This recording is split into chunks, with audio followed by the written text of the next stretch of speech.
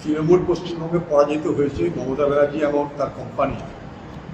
মমতা ব্যানার্জি আর company পশ্চিমবঙ্গে পরাজিত হয়েছে,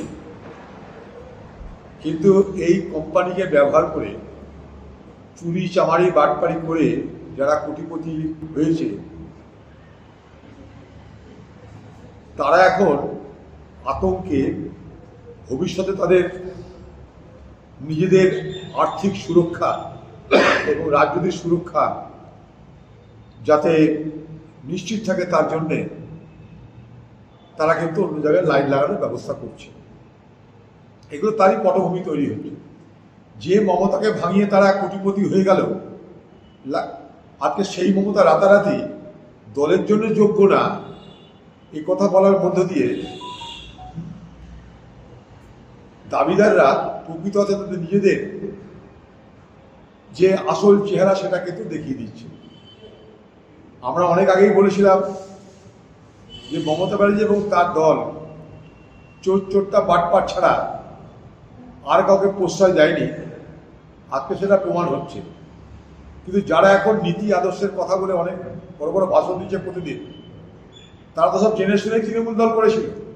তারা কি তৃণমূল দল হেরে যাওয়ার পর আবিষ্কার করলো যে তৃণমূল দলে অন্যায় ছিল, তৃণমূল দলে ঔদ্ধত্য ছিল, দুর্নীতি ছিল?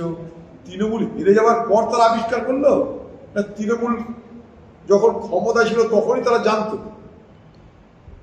প্রশ্ন এই জায়গাটাই। আজকে হঠাৎ করে সব স্বামী বিবেকানন্দ হয়ে যাচ্ছে, টিভির সামনে সে বাধা দিতে আরম্ভ করছে যে মমতা ব্যানার্জি সব কিছু খারাপ তাই চলে যাচ্ছে।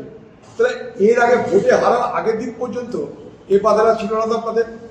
এগুলো সব হচ্ছে এরকম মানে কপট, এগুলো সব হচ্ছে ভণ্ড মাল, পচা মাল। এগুলোর বাজারে কোনো দাম নাই।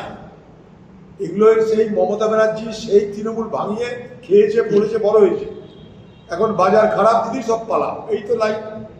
এবং বার্তা দিচ্ছে কোথায়? যারা আজকে ক্ষমতায় তাদেরকে যে বার্তা দিচ্ছে যে দেখুন আমরা কিন্তু মমতা ব্যানার্জিকে ছেড়ে দিচ্ছি, আপনারা আমাদের দেখবেন, এই তো আসল কথা।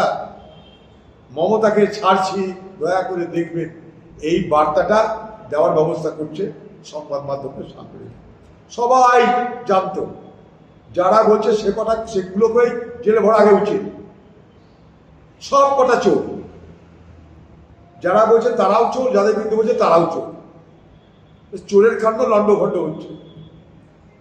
হঠাৎ করে সবাই সাধু হওয়ার চেষ্টা করছে। তা দিদিকে বলবো, দিদি আপনি একটা অনেক কবিতা লেখেন তো, সেই কবিতার মধ্যে একটা লাইন লিখতে পারেন, তুমি মহারাজ সাধু হলে আজ আমি আজ চোর বটে।